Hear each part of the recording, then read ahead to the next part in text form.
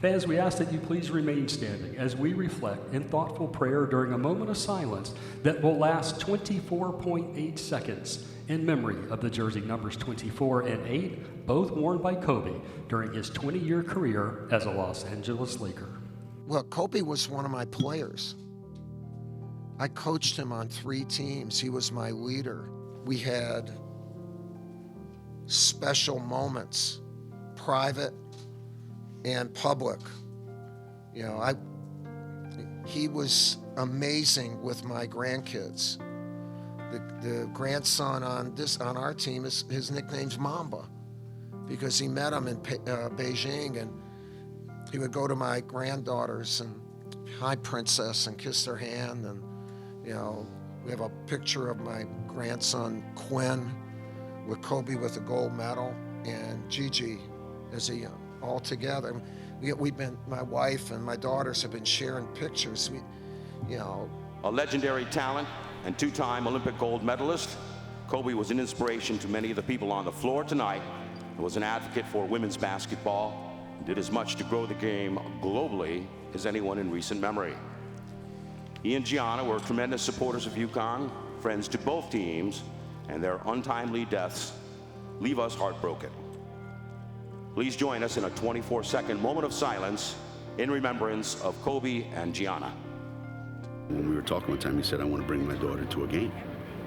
And I said, well, as a matter of fact, we're coming out to Los Angeles and playing UCLA. He goes, all right, I'll be at the game. And that's kind of how it all started. And then he came up to school, and I don't know, he must have spent thousands of dollars inside the bookstore getting stuff, and they sat behind the bench, and our kids were fascinated by her, and obviously, you know, for a little girl to be in a company of, you know, those players, I can't put myself in her shoes, but it must have been an unbelievable thrill. So you've got this going for you. You know, you got this little girl who's looking up to these players like they're like superhuman, and then you've got my players looking at her dad like, oh my God, I can't believe that we're.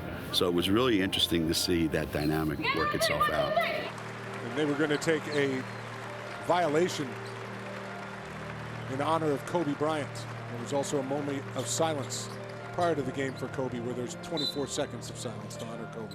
I think I had just started coaching, and we're in Staples Center, and like at Staples Center, you cross the home team's locker room to get to the visiting team locker room, and I saw Kobe. We were crossing paths, and I said, yo, how long you gonna end up playing for? He says to me, until I win 2 more championships. Kobe was going for 7, and he could have done it.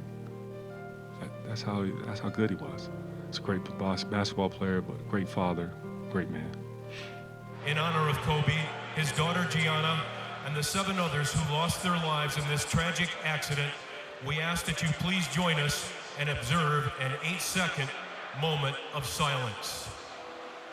When you come in contact with a guy like I did with Kobe at the Olympics, 2 different Olympics, to see his fierce determination, desire, I've never seen anything quite like it.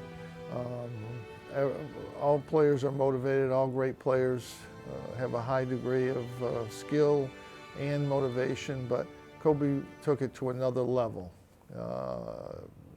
He's going to be missed, not only for what he did on the court, but what he would do. He was one of those exceptional people that would go on and have an even bigger life after basketball.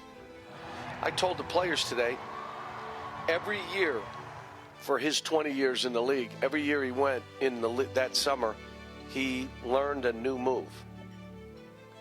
He didn't try to add 5 things. Every year he added 1 new thing to his game. Think about that.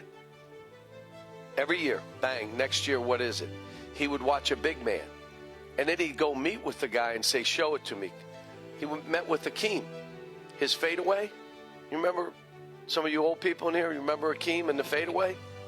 I was young then, but he would do that step back. Do you remember that? He went down and spent a week with him to learn that move. Now think about when I talk all the time about mastering your craft, you know, what kind of time are you willing to spend? Well, not that much. Well, he raised that bar. He always told me real sharpness comes without effort, and so he basically would just always tell me that I have to work so hard, you know, in practice and in everything that I do, that it looks effortless. Obviously, did not look effortless tonight. I definitely didn't have my best game, but that's definitely stuck in my head. I mean, being from LA, it was really tough. I mean, it was one of the worst days of my life for sure. Before making my decision, like he told me, he gave me some good advice because I actually was really fortunate to be around him on multiple occasions in like a two-week time span. And this was like a week or two before my decision. So honestly, like it was tough because he gave me some advice that really steered me towards Duke. And so, I mean, hearing the news, it was tough. It hurt me a lot.